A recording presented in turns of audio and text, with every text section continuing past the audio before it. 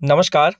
अगर आप एक बीएलओ है और इलेक्शन कमीशन ऑफ इंडिया की ओर से प्रतिनियुक्ति पर कार्य कर रहे हैं तो ये वीडियो आपके लिए बहुत महत्वपूर्ण है, क्योंकि इलेक्शन कमीशन ऑफ इंडिया की ओर से एक महत्वपूर्ण निर्णय लिया गया है जिसमें वोटर लिस्ट में अब एक नया सर्वे शुरू होने वाला है। अगर इस निर्णय को इम्प्लीमेंट किया जाता है तो इसके लिए बीएलओज के माध्यम से एक महत्वपूर्ण सर्वे कार्य जो वोटर लिस्ट को अपडेट करने के लिए किया जा सकता है। तो आज हम इस वीडियो के माध्यम से समझेंगे कि कौन सा वो निर्णय जो इलेक्शन कमीशन ऑफ इंडिया की ओर से लिया गया है और जिससे वोटर लिस्ट में कौन कौन से बदलाव होने वाले हैं और एज ए बीएलओ के रूप में आपको क्या कार्य करना पड़ सकता है और किस प्रकार से आपको ऑनलाइन वर्क या फिर ऑनलाइन सर्वे और घर घर जाकर सर्वे किस प्रकार से करना पड़ सकता है और इलेक्शन कमीशन ऑफ इंडिया ने क्या निर्णय लिया है, इसकी आज हम चर्चा करने वाले हैं। तो चलिए देखते हैं उस आदेश को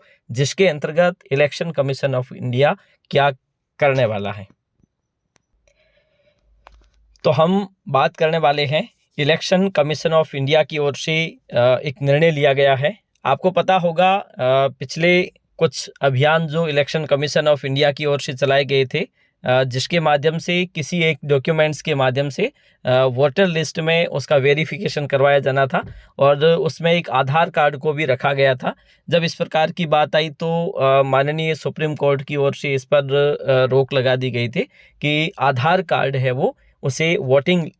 कार्ड के साथ में इस प्रकार से लिंक करने से निजता का हनन होता है। तो ऐसी स्थिति में वहां पर उसे रोक लगाने के कारण इलेक्शन कमीशन ऑफ इंडिया ने एक मीटिंग होल्ड की है और इसके बाद में एक निर्णय लिया है कि आगे जो भी कार्यक्रम आयोजित होंगे या फिर आगे election commission of India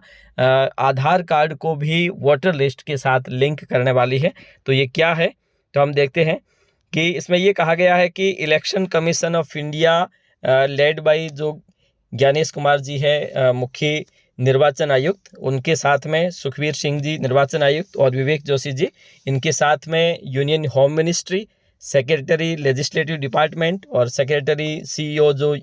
UIDAI जो आधार से संबंधित है और टेक्निकल एक्सपर्ट यहाँ पे जो एसीआई निर्वाचन भवन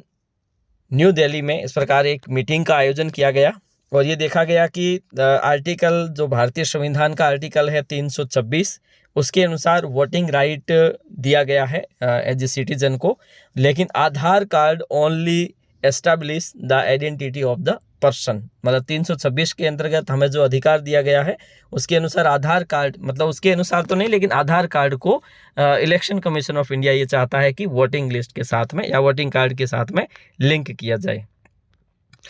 तो ये देखा गया कि ये जो जजमेंट आया था सिविल रिट संख्या 177/2023 का, इसी के अनुसार ही आधार कार्ड को भी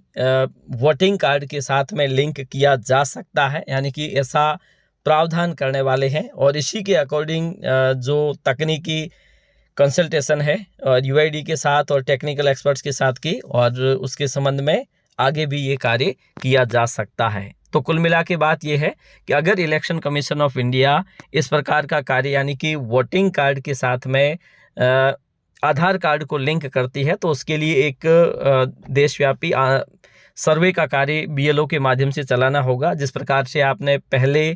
वोटर लिस्ट को अपडेट किया था सर्वे ऑनलाइन ऐप के माध्यम से, उसी प्रकार से अगर आधार कार्ड को लिंक करने का निर्णय अगर लेती है इलेक्शन कमीशन ऑफ इंडिया तो ऐसी स्थिति में आपको इस सर्वे के माध्यम से घर घर जाकर आधार से लिंक करने का कार्य सर्वे के माध्यम से करना पड़ सकता है, क्योंकि इसके बिना ये कार्य संभव नहीं है। तो इलेक्शन कमीशन ऑफ इंडिया के आदेश के अनुरूप अगर इस प्रकार का कार्य करवाया जाता है तो एज ए बीएलओ के रूप में आपको इस सर्वे के लिए तैयार रहना चाहिए। आज के लिए इतना ही, धन्यवाद।